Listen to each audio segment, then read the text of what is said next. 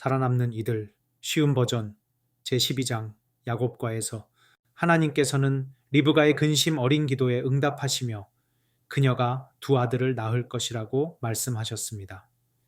또한 이 두 아들이 자라나 미래의 두 민족을 이루게 되며 한 민족이 다른 민족보다 강할 것이라고 하셨습니다. 전지전능하신 하나님께서는 처음부터 끝을 아시기에 야곱과 에서가 태어나기 전부터 그들의 성품과 삶의 방향을 미리 아셨습니다.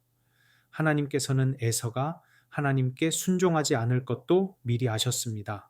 그 당시 사회에서는 첫째 아들이 가족 내에서 특별한 혜택과 특권을 누렸습니다.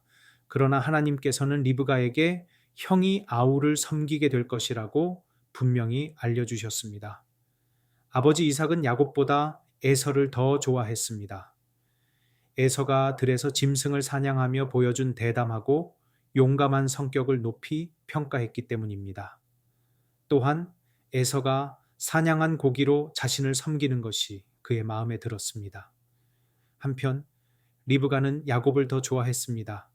야곱은 성품이 온순하고 항상 어머니를 기쁘게 하려고 노력했습니다. 야곱은 어머니로부터 형이 동생을 섬기게 될 것이라는 하나님의 약속을 들었습니다. 그러나 야곱은 에서가 장자의 명분을 가진 한 이 약속은 성취되지 않을 것이라고 결론지었습니다. 어느 날 에서가 사냥을 마치고 돌아왔을 때 그는 배가 몹시 고팠습니다. 야곱은 이 상황을 이용하여 형이 장자의 명분을 자신에게 넘기면 팥죽을 주겠다고 제안했습니다. 에서는 그렇게 부주의하게 장자의 명분을 야곱에게 팔아버리고 말았습니다. 에서가 어른이 되었을 때 그는 우상숭배하는 두 아내를 맞이했습니다. 이것은 이삭과 리브가에게 큰 근심거리가 되었습니다. 그럼에도 이삭은 여전히 에서를 야곱보다 더 사랑했습니다. 이삭은 자신의 죽음이 가까워졌다고 느끼자 서둘러 에서를 축복하기를 원했습니다. 그래서 에서에게 들짐승을 사냥해 별미를 만들어 오라고 했습니다. 이삭은 에서가 이미 장자의 명분을 야곱에게 팔고 맹세까지 했다는 사실을 전혀 알지 못했습니다. 리브가는 이삭의 말을 엿듣고 큰 자는 작은 자를 섬기리라 하신 여호와의 말씀을 기억했습니다.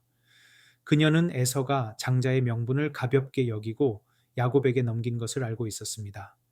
또한 남편 이삭이 에서를 편애한다는 사실을 잘 알고 있었고 말로는 남편의 생각을 바꾸지 못할 것으로 판단했습니다. 이 일로 리브가는 하나님의 뜻을 전적으로 신뢰하지 못하는 믿음의 부족을 드러내고 말았습니다. 하나님께서는 당신의 뜻을 그분의 방법대로 그분이 정하신 시간에 이루실 계획이었지만 리브가는 조바심을 냈습니다. 리브가는 야곱에게 아버지를 속여서라도 축복을 받으라고 설득했습니다. 야곱은 처음에는 망설였으나 결국 어머니의 계획에 따르기로 했습니다. 에서가 장자에게 주어지는 아버지의 축복을 받았더라도 그의 번영은 실제로 하나님에게서 오는 것이었습니다. 하나님께서는 그의 행동에 따라 번영이나 고난을 주었을 것입니다. 에서가 의인 아벨처럼 하나님을 사랑하고 경외했다면 하나님의 인정을 받고 축복받았을 것입니다. 그러나 에서가 악한 가인처럼 하나님과 그분의 명령을 존중하지 않고 타락의 길을 따른다면 하나님의 축복을 받지 못하고 가인처럼 버림받을 것입니다. 야곱은 일반적으로 받는 장자의 축복과 특권을 누리지 못할지라도 그가 가는 길이 의롭고 그가 하나님을 사랑하고 경외한다면 하나님의 축복을 받을 것이며 하나님의 번창케 하는 손길이 그에게 임했을 것입니다. 리브가는 자신이 야곱에게 잘못된 조언을 한 것을 쓰라린 마음으로 후회했습니다.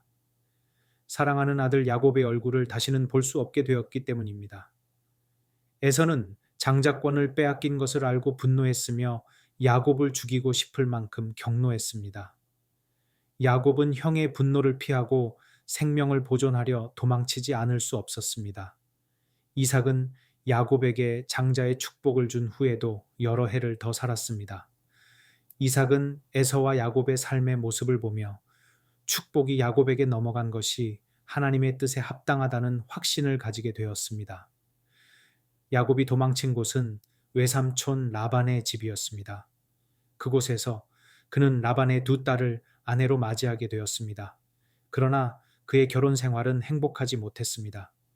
야곱은 라반의 딸 라헬을 사랑했고 라헬을 아내로 삼기 위해 외삼촌과 계약을 맺었습니다. 야곱이 7년 동안 봉사하면 외삼촌은 라헬을 그에게 아내로 주기로 했습니다. 그러나 7년이 지나자 외삼촌 라반은 야곱을 속여 라헬 대신 언니 레아를 그에게 주었습니다. 야곱은 레아가 자신을 속이는 일에 동참한 것을 알고 그녀를 사랑할 수 없었습니다. 외삼촌 라반이 이런 속임수를 쓴 것은 일 잘하는 야곱을 더 오래 붙잡아 두고 싶었기 때문이었습니다. 야곱은 사랑하지 않는 레아를 억지로 주어 자신의 애정을 가벼이 여긴 외삼촌을 비난했습니다. 라반은 야곱에게 레아를 버리지 말라고 간청했습니다. 레아를 버리는 것은 그녀뿐만 아니라 온 가족에게 큰 수치가 될 것이기 때문이었습니다. 야곱은 매우 어려운 처지에 놓이게 되었습니다. 결국 그는 레아를 그대로 두고 그녀의 동생 라헬과도 결혼하기로 결심했습니다.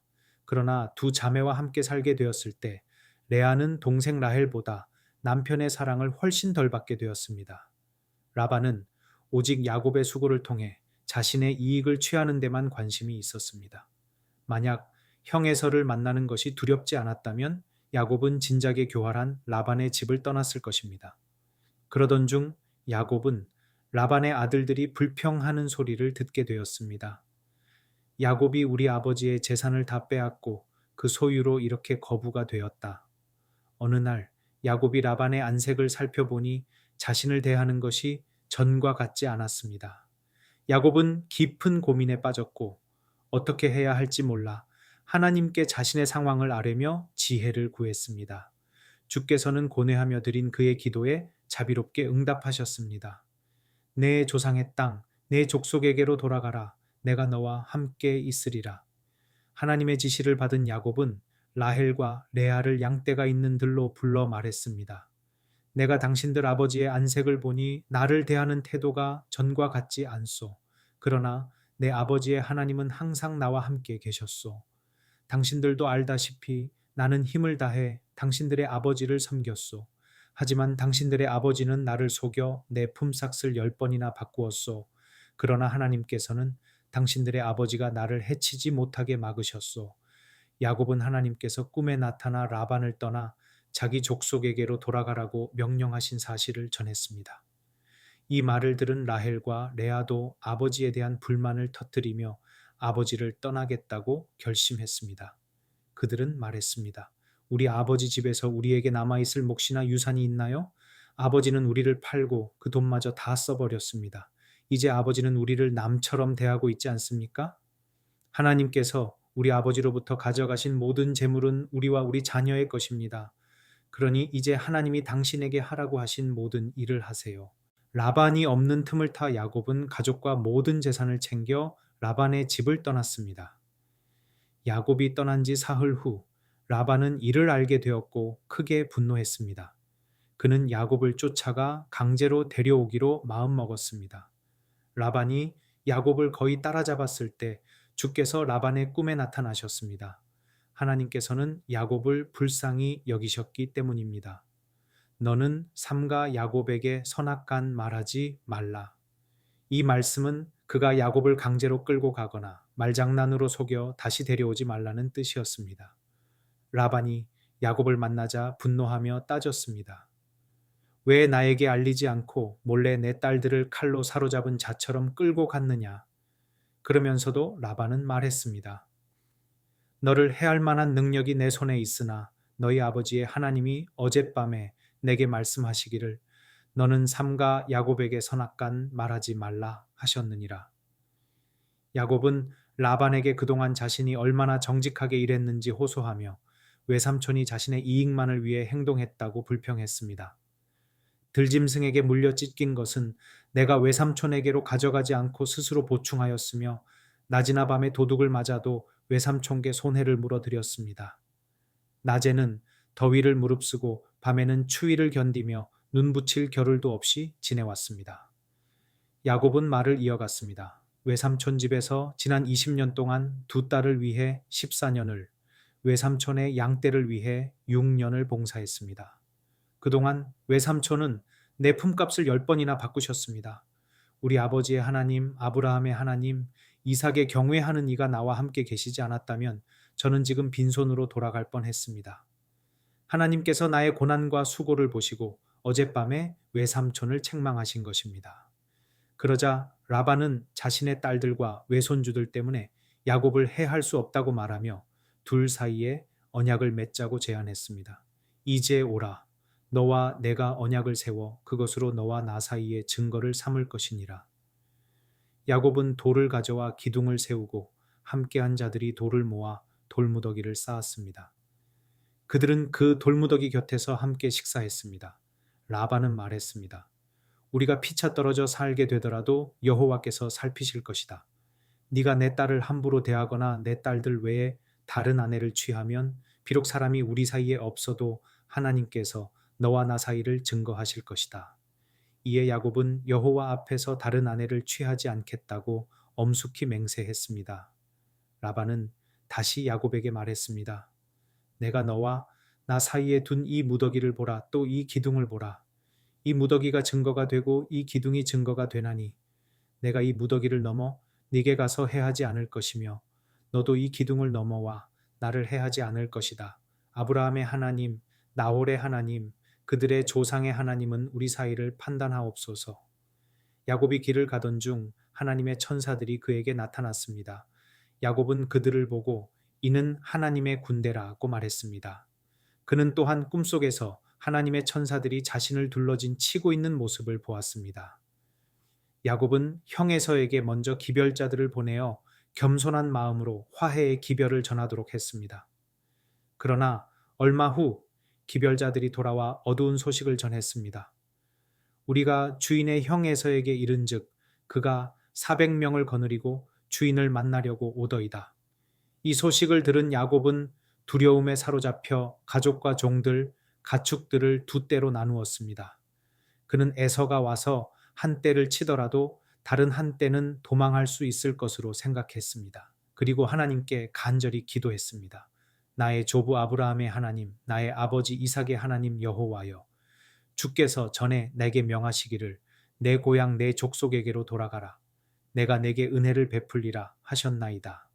나는 주께서 주의 종에게 베푸신 모든 은총과 모든 진리를 조금이라도 감당할 수 없사오나 내가 내 지팡이만 가지고 이 요단을 건넜더니 지금은 두 때나 이루었나이다.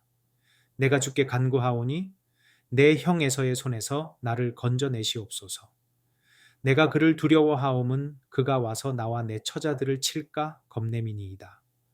주께서 말씀하시기를 내가 정녕 내게 은혜를 베풀어 내 씨로 바다에 셀 수 없는 모래와 같이 많게 하리라 하셨나이다.